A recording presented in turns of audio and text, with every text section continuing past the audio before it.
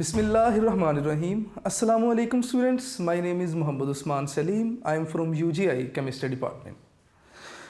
Students, chapter 9 हमने start किया था और एरोमेटिक हाइड्रोकार्बन बहुत ही इम्पोर्टेंट चैप्टर है पेपर पॉइंट ऑफ व्यू से, और इसके बारे में कुछ एक स्टार्ट में जो इन्फॉर्मेशन है वो ख़ास तौर पे ज़रूर आप लोग याद रखेंगे कि आप इन्हें एरोमेटिक हाइड्रोकार्बन्स कहते क्यों हैं। ठीक है, इनमें डीलोकलाइज्ड पाई इलेक्ट्रॉन्स मौजूद हैं, कार्बन टू हाइड्रोजन रेशियो इसमें कम है ज़्यादा है, ये सारी चीज़ें आपने अच्छे तरीके से याद रखनी है।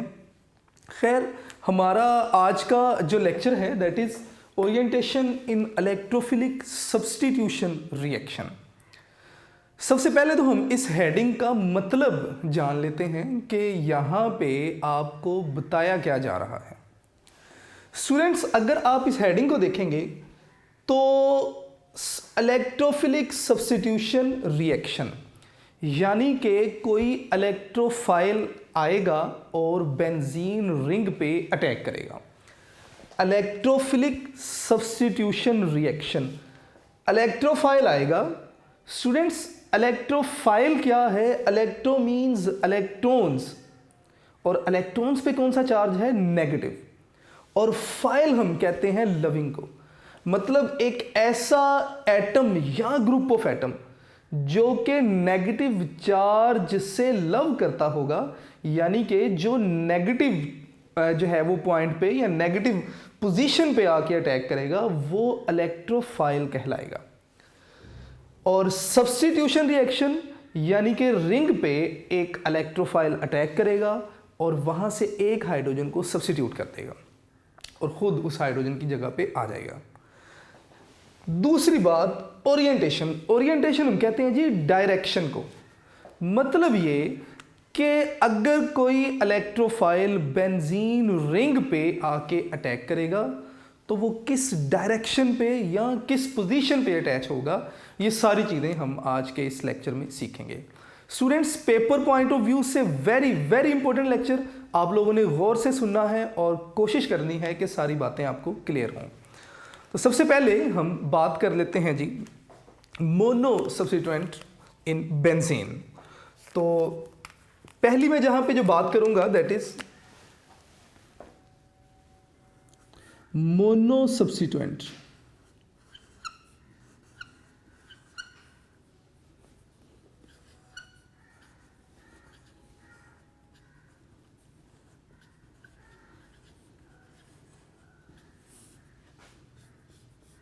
बेंजीन यानी कि एक ऐसा बेंजीन जिस पे एक ही ग्रुप अटैच है। फॉर एग्जांपल देख लेते हैं जी कैसे। लेट्स सपोज हमारे पास बेंजीन है और क्या होगा कि इस बेंजीन पर कोई एक ग्रुप X क्या करेगा? अटैक करेगा।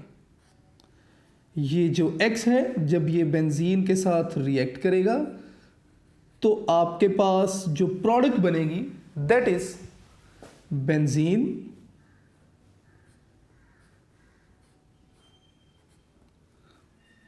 और स्टूडेंट्स इस बेंजीन पर सारी की सारी जो 6 पोजीशंस हैं 1 2 3 4 5 6, ये जो 6 कार्बन हैं मैंने इन्हें 6 पोजीशंस का नाम दे दिया। सारी की सारी इक्वलेंट हैं, यानी कि ये जो ग्रुप ने अटैक किया ये किसी भी कार्बन पे आके अटैच हो सकता है। तो मैं सिंपली इसे कुछ इस तरह लिख दूंगा कि लें जी ये आपके पास मोनो सब्स्टिट्यूएंट बेंजीन बन गई, यानी कि बेंजीन जिस पर एक ही सब्स्टिट्यूएंट अटैच है।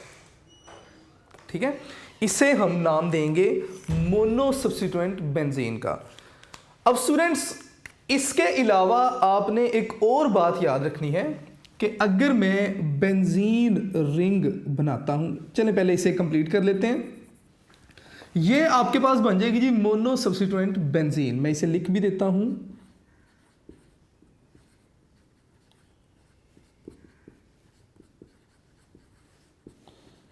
बेंजीन है जी।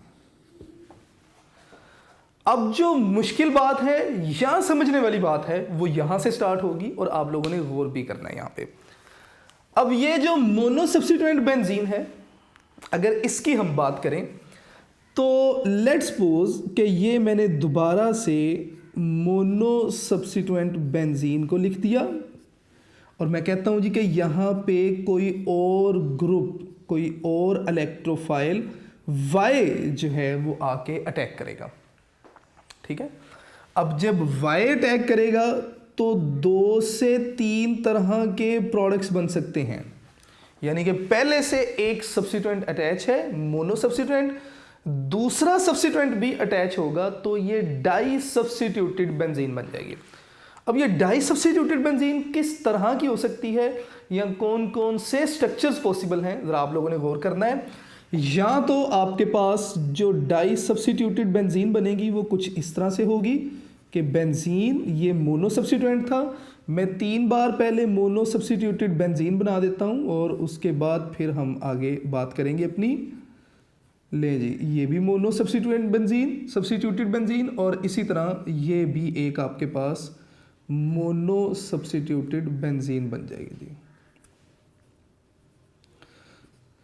स्टूडेंट्स, अब यहां पे जो सेकंड ग्रुप आके अटैच होगा वो या तो इस पोजीशन पे आ जाएगा Y, या वो इस पोजीशन पे भी आ सकता है, या सेकंड ग्रुप जो है वो इस पोजीशन पे भी आ सकता है।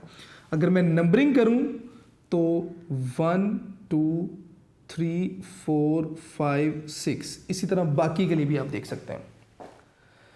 स्टूडेंट्स, अगर मैं बेंजीन रिंग या मोनो सब्स्टिट्यूटेड बेंजीन की बात करूं तो लेट्स सपोज कि ये आपके पास एक मोनो सब्स्टिट्यूटेड बेंजीन है।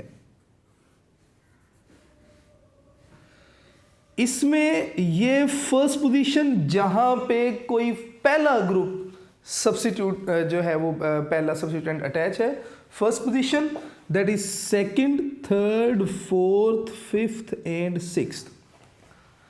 स्टूडेंट्स, ये जो सेकंड पोजीशन है इस पोजीशन को आप ऑर्थो पोजीशन का नाम देते हैं, थर्ड पोजीशन को आप नाम देते हैं मेटा पोजीशन का, और फोर्थ पोजीशन को आप नाम देते हैं पैरा पोजीशन का। ये बातें आप लोगों ने याद रखनी है, ठीक है।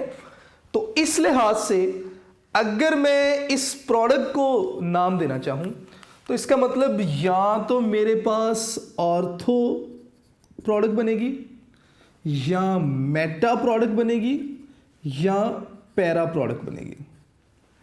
बड़ी सादी सादी मैंने बातें की अभी तक। मैंने कहा जी पहला ग्रुप अटैच होगा मोनो सब्स्टिट्यूएंट बेंजीन हो जाएगी या मोनो सब्स्टिट्यूटेड बेंजीन।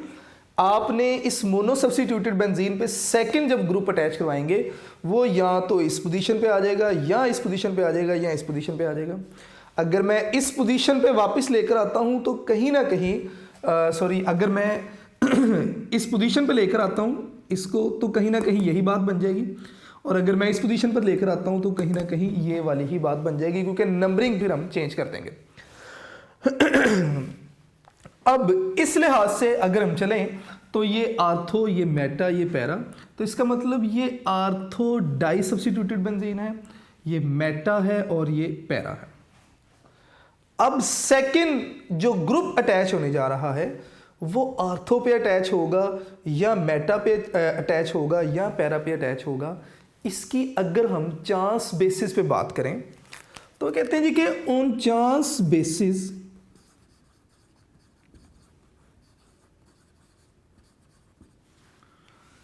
%40 चांसेस होंगे कि जो सेकंड ग्रुप अटैच होगा वो आर्थो पे अटैच होगा।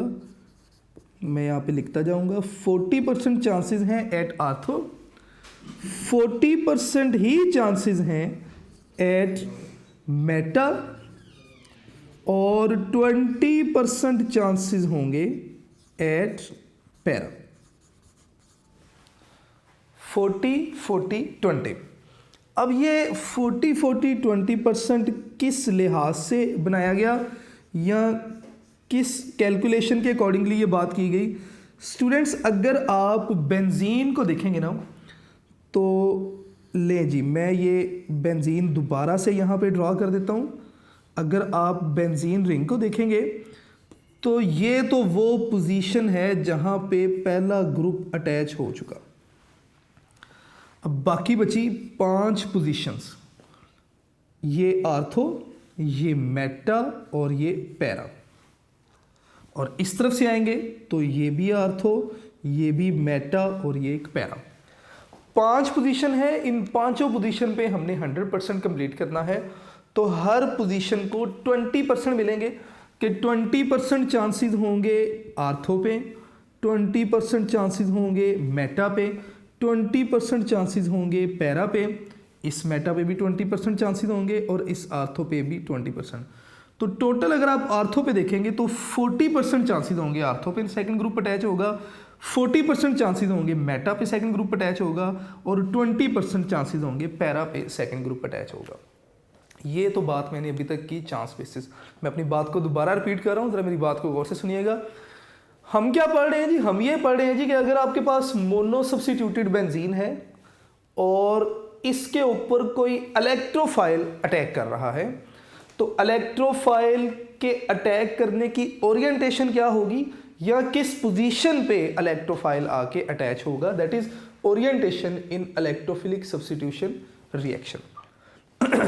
मैंने ये कहा कि जो सेकंड ग्रुप आएगा या इलेक्ट्रोफाइल आएगा वो या तो इस पोजीशन पे अटैच होगा जिसे हमने आर्थो पोजीशन का नाम दे दिया, या मेटा पे अटैच होगा या पैरा पे। हमने कहा जी कि ये अटैच होने को अगर हम बाय परसेंटेज देखें तो उन चांस बेसिस 40% आर्थो पे, 40% मेटा पे, 20% पैरा पे। क्यों? क्योंकि अगर आप एक रिंग ड्रॉ करके देखेंगे तो आपको खुद ब खुद पता चल जाएगा कि चांसेस जो हैं वो आर्थो के 40% है, मेटा के भी 40% है, पैरा के 20% है। यहाँ तक तो हम बात कर रहे थे बाय थ्योरी या हम बाय कैलकुलेशंस बात कर रहे थे, लेकिन बाद में हमने प्रैक्टिकली जब ये रिएक्शन करवा के देखा तो हमने क्या रिजल्ट पाए, हमें क्या रिजल्ट्स मिले, आइए ज़रा उनकी तरफ भी चलते हैं। नेक्स्ट बेटे जो मैं बात डिस्कस करने जा रहा हूं दैट इज नाइट्रेशन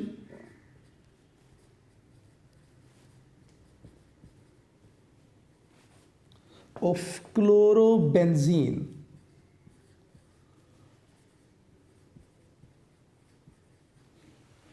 यानी कि हमने क्लोरोबेंजीन ली और उसकी नाइट्रेशन करवाई। ठीक है, तो हमारे पास प्रोडक्ट्स क्या बने, अब हम उन प्रोडक्ट्स को डिस्कस करेंगे जी। तो सबसे पहले नाइट्रेशन ऑफ क्लोरोबेंजीन। स्टूडेंट्स अगर मैं क्लोरोबेंजीन लिखूंगा तो इट मीन्स के बेंजीन के साथ क्लोरीन अटैच है, तो इट इज क्लोरोबेंजीन। अगर मैं इसकी नाइट्रेशन करवाना चाहता हूं तो हमें पता है नाइट्रेशन करवाने के लिए हमारे पास क्या होना चाहिए, हमारे पास HNO3 और H2SO4 का मिक्सचर होना चाहिए। तो HNO3 प्लस H2SO4 यानी कि एसिड की मौजूदगी में HNO3 हमारे पास है, और यहाँ से इस HNO3 से नाइट्रोनियम आयन निकलेगा NO2 पॉजिटिव, जिसे आप नाइट्रोनियम आयन कहते हैं, और ये एक्ट करेगा एज इलेक्ट्रोफाइल या एज सेकेंड सब्स्टिट्यूएंट। स्टूडेंट्स जब हमने ये रिएक्शन करवा के देखा तो मैं अगर इससे चले इसे कंप्लीट करते हैं पहले, तो हमारे पास जो प्रोडक्ट बनी, 2 आप क्लोरोबेंजीन बनाइए, मैंने एक क्लोरोबेंजीन ये लिख दी, और इसी तरह आप एक और क्लोरोबेंजीन बना लीजिए, एक और क्लोरोबेंजीन मैंने यहां पे लिख दी कुछ इस तरह। स्टूडेंट्स हमारे पास जो इस क्लोरोबेंजीन के साथ सेकंड ग्रुप अटैच हुआ, हमने देखा तो एक बार सेकंड ग्रुप यहां पे अटैच है NO2, और इसी तरह सेकंड ग्रुप इस पोजीशन पे भी अटैच है NO2। अगर मैं बैलेंस करना चाहूं तो इसे भी आप 2 कर दीजिए और इसे भी आप 2 कर दीजिए। इसे अगर आप देखेंगे तो ये आपके पास ऑर्थो नाइट्रोक्लोरोबेंजीन है, ठीक है। ये ऑर्थो या ओ क्लोरोबेंजीन, मैं इसे लिख सकता हूं ओ नाइट्रोक्लोरोबेंजीन। मैं इसे जरा यहां से जी ये आपके पास आर्थो पोजीशन पे अटैच हुआ, और इसी तरह अगर आप इसको देखेंगे तो सेकंड सब्स्टिट्यूएंट आपके पास किस पोजीशन पे अटैच हुआ, पैरा पोजीशन पे। एक बार आर्थो पोजीशन पे और एक बार पैरा पोजीशन पे। जी तो स्टूडेंट्स, आपने देखा कि जब आपके पास पहला जो ग्रुप लगा हुआ है दैट इज क्लोरीन, तो क्लोरीन की मौजूदगी में जब बेंजीन पे दूसरा ग्रुप अटैच करता है तो या तो वो ऑर्थो पोजीशन पे आ रहा है या वो पैरा पोजीशन पे आ रहा है, ठीक है। आप इसे नाम दे सकते हैं आर्थो क्लोरो नाइट्रो बेंजीन, और इसी तरह ये पैरा क्लोरो नाइट्रो बेंजीन बन जाएगा। इसे अगर आपने इक्वेशन को कंप्लीट करना है तो साथ में आप 2H2O भी लिख लीजिए। इसी तरह हमने क्या किया, जब नाइट्रोबेंजीन की क्लोरीनेशन करवाई तब हमारे पास प्रोडक्ट्स क्या बने। मैं क्या लिख रहा हूं, मैं अपनी इस बात को भी एक्सप्लेन भी करता हूं। पहले जरा हेडिंग देख लीजिए, वो आप लिखेंगे जी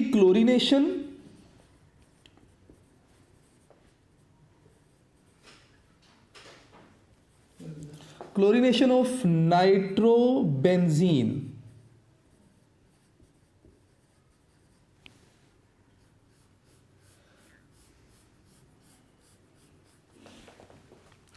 पहले आपने नाइट्रेशन करवाई थी क्लोरोबेंजीन की, यानी कि पहले से जो रिंग पे अटैच था वो क्लोरीन था, सेकंड ग्रुप आपने नाइट्रो ग्रुप अटैच करवाया। अब आप क्या करेंगे, आपके पास जो पहले से ग्रुप अटैच होगा वो क्या होगा जी, वो आपके पास नाइट्रो ग्रुप होगा और उसकी आप क्लोरीनेशन करवाने जा रहे हैं। तो जरा इस रिएक्शन को देख लेते हैं जी। आपने बेंजीन लिखा और इस बेंजीन के साथ एक नाइट्रो ग्रुप अटैच है। आपने करना क्या है, आपने इसकी क्लोरीनेशन करवानी है, और जब आप इसकी क्लोरीनेशन करवाते हैं तो this reaction will proceed in the presence of FeCl3। अब आपके पास जो प्रोडक्ट बनती है, आप देखते हैं कि नाइट्रोबेंजीन तो आप एज इट इज लिखेंगे, मैंने NO2 लिख दिया। अब जो क्लोरीन इस पे आके अटैच हो रही है वो इस पोजीशन पे अटैच हो रही है, जिसे आपने मेटा पोजीशन का नाम दिया था। यानी कि इस केस में आपके पास मेटा क्लोरो नाइट्रो बेंजीन, मैंने आपके लिए कंप्लीट लिखा, लेकिन जब आप इसे लिखेंगे तो आप मेटा कंप्लीट नहीं लिखेंगे, आप स्मॉल m लिखेंगे। ऑर्थो के लिए small o, small p, small n। तो अब दोनों केसेस में बात फर्क कहां पे आ रहा है। पहले केस में ये पहले से अटैच्ड ग्रुप था, दूसरे केस में ये पहले से अटैच्ड ग्रुप है। जब क्लोरीन पहले से अटैच था, अब क्लोरीन की मौजूदगी में जो सेकंड ग्रुप आ रहा है वो या तो आर्थो पे आ रहा है या पैरा पे आ रहा है। और इसी तरह जब नाइट्रो ग्रुप मौजूद है तो नाइट्रो ग्रुप की मौजूदगी में सेकंड ग्रुप जो आता है वो किस पोजीशन पे आ रहा है, टोटली 100% मेटा पोजीशन पे आ रहा है। तो इसका मतलब ये हुआ कि सेकंड सब्स्टिट्यूएंट किस पोजीशन पे आके अटैच होगा, इसका फैसला ये पहले से जो अटैच्ड ग्रुप है ये करेगा। मैं अपनी बात को रिपीट कर रहा हूं, सेकंड सब्स्टिट्यूएंट या इलेक्ट्रोफाइल किस पोजीशन पे आके अटैच होगा, इसका फैसला कौन करेगा, ये पहले से मौजूद ग्रुप करेगा, ठीक है। और इसीलिए इन्हें हम डायरेक्टिंग या पोजीशन डायरेक्टिंग ग्रुप भी कहते हैं, या इन्हें आर्थो पैरा और मेटा डायरेक्टिंग ग्रुप्स भी कहते हैं। तो इन दोनों रिएक्शन से हमें ये पता चला कि अगर क्लोरीन अटैच है तो क्लोरीन की मौजूदगी में सेकंड सब्स्टिट्यूएंट या तो आर्थो पे या पैरा पे आएगा, और अगर नाइट्रो ग्रुप अटैच है तो नाइट्रो की मौजूदगी में सेकंड सब्स्टिट्यूएंट हमेशा कहाँ पे आ रहा है, मेटा पोजीशन पे आ रहा है। तो इसका मतलब ये हुआ कि जो पहले से मौजूद ग्रुप है, मैं यहां पे लिखूंगा कि already attached group decide the position, या आप इसे ओरिएंटेशन भी कह सकते हैं, decide the orientation of second substituent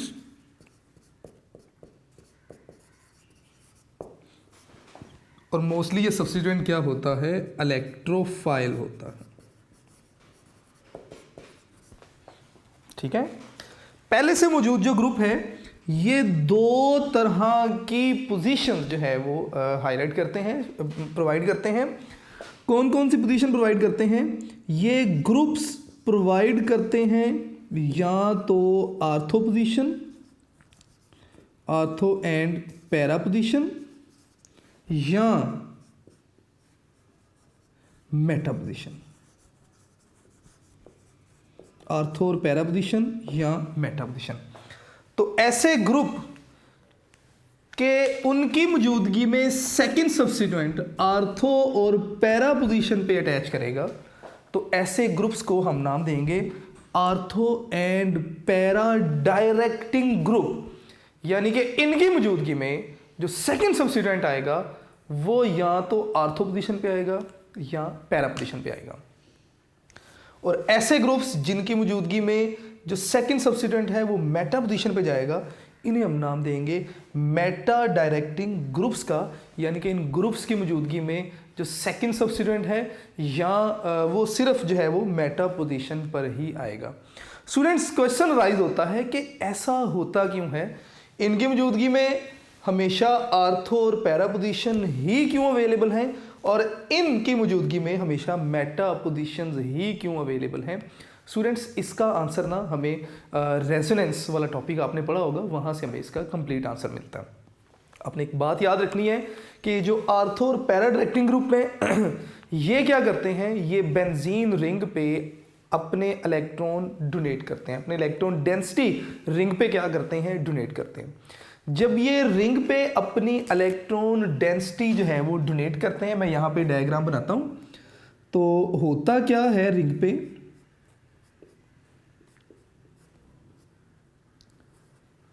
let's suppose ये आपके पास ग्रुप लगा है और ये कौन सा ग्रुप है, आर्थो या पैरा डायरेक्टिंग ग्रुप है। तो इस ग्रुप की मौजूदगी में आर्थो पोजीशन पे नेगेटिव चार्ज आ जाएगा और पैरा पोजीशन पे भी कौन सा चार्ज आ जाएगा, नेगेटिव चार्ज आ जाएगा। अब इलेक्ट्रोफाइल ने अटैक करना है। इलेक्ट्रोफाइल कौन है, मैंने शुरू में बताया आपको कि जो इलेक्ट्रॉन लविंग है, जो नेगेटिव साइड से लव करता है, जो नेगेटिव साइड के लिए अफिनिटी रखता है, तो वो जो ग्रुप है वो या तो इस पोजीशन पे अटैक करेगा या इस पोजीशन पे या इस पोजीशन पे। यानी कि अवेलेबिलिटी ही आर्थो और पैरा पोजीशन के लिए है। अगर आपके पास बेंजीन रिंग मौजूद है और बेंजीन रिंग पे सेकंड ग्रुप अटैच है and second group is Meta directing group, तो होता क्या है कि आपके पास इस पोजीशन पे पॉजिटिव चार्ज और इधर भी पॉजिटिव चार्ज आ जाता है, क्योंकि मेटा डायरेक्टिंग ग्रुप ये क्या करते हैं, ये बेंजीन रिंग से इलेक्ट्रॉन डेंसिटी ले लेते हैं, इलेक्ट्रॉन्स विड्रॉ करते हैं बेंजीन के, जिसकी वजह से ये पोजीशंस पे इलेक्ट्रॉन डेफिशिएंट पोजीशन होती हैं। तो इसका मतलब कि जो इलेक्ट्रोफाइल है, इलेक्ट्रोफाइल को हम मोस्टली एक्स पॉजिटिव या वाई पॉजिटिव से शो करते हैं। तो इलेक्ट्रोफाइल ने जब अटैक करना है तो ओबियसली इलेक्ट्रोफाइल वही होगा जो इलेक्ट्रॉन लविंग है, और इलेक्ट्रॉन लविंग कौन होगा, जिस पे पॉजिटिव चार्ज है। तो पॉजिटिव चार्ज भाई पॉजिटिव चार्ज वाली पोजीशन पे अटैक तो नहीं करेगा, ओबियसली फिर ये इन्हीं पोजीशंस पे आके अटैक करेगा। और ये अगर आप इस तरफ से आएंगे मेटा पोजीशन है, अगर आप इस तरफ से आएंगे ये भी क्या है, मेटा पोजीशन है। तो इट मीन्स कि जो ये ग्रुप हैं इनकी मौजूदगी में सेकंड जो सब्स्टिट्यूएंट अटैक करने आ रहा है, इसके पास एक ही ऑप्शन मौजूद है, that is Meta position. Students, मैंने कोशिश की कि मैं हर लिहाज से अपनी बात को आप तक पहुंचाऊं, और इस लेक्चर में हमने सीखा क्या? हमने सीखा कि सबसे पहले मोनो सब्स्टिट्यूटेड बेंजीन क्या है। अगर बेंजीन पर एक ग्रुप अटैच होगा तो मोनो सब्स्टिट्यूटेड बेंजीन, उस पहले से मौजूद ग्रुप की मौजूदगी में जब दूसरा ग्रुप आके अटैक करेगा तो आपके पास किस किस तरह के प्रोडक्ट्स बन सकते हैं। हमने देखा कि सेकंड पोजीशन पे, थर्ड पोजीशन पे, फोर्थ पोजीशन पे अगर ग्रुप अटैच होते हैं आगे तो ये आर्थो, ये मेटा और ये पैरा पोजीशन होंगी। मैंने यहाँ से भी समझाने की कोशिश की। इसका मतलब कि सेकंड जो ग्रुप आ रहा है या तो वो आर्थो पे अटैच होगा या मेटा पे या पैरा पे। हमने चांस बेसिस डिस्कस किया, कितने परसेंट आर्थो पे, 40%, 40% मेटा पे, 20% पैरा पे। क्यों? मैंने रिंग बना के मैंने उनकी परसेंटेज को भी डिस्कस किया। फिर जब हमने एक्चुअली रिएक्शन करवा के देखा तो सबसे पहले हमने नाइट्रेशन करवाई क्लोरोबेंजीन की, तो हमें पता चला कि क्लोरीन की मौजूदगी में जो सेकंड ग्रुप आ रहा है वो सिर्फ आर्थो और पैरा पोजीशन पे आता है, और नाइट्रोबेंजीन की क्लोरीनेशन करवाई तो हमें पता चला कि नाइट्रो ग्रुप की मौजूदगी में जो सेकंड ग्रुप आता है वो हमेशा मेटा पोजीशन पे। तो हमें पता चला कि एक्चुअली ये जो ऑलरेडी अटैच ग्रुप है यही डिसाइड करेगा कि सेकंड ग्रुप किस पोजीशन पे आके अटैच होगा।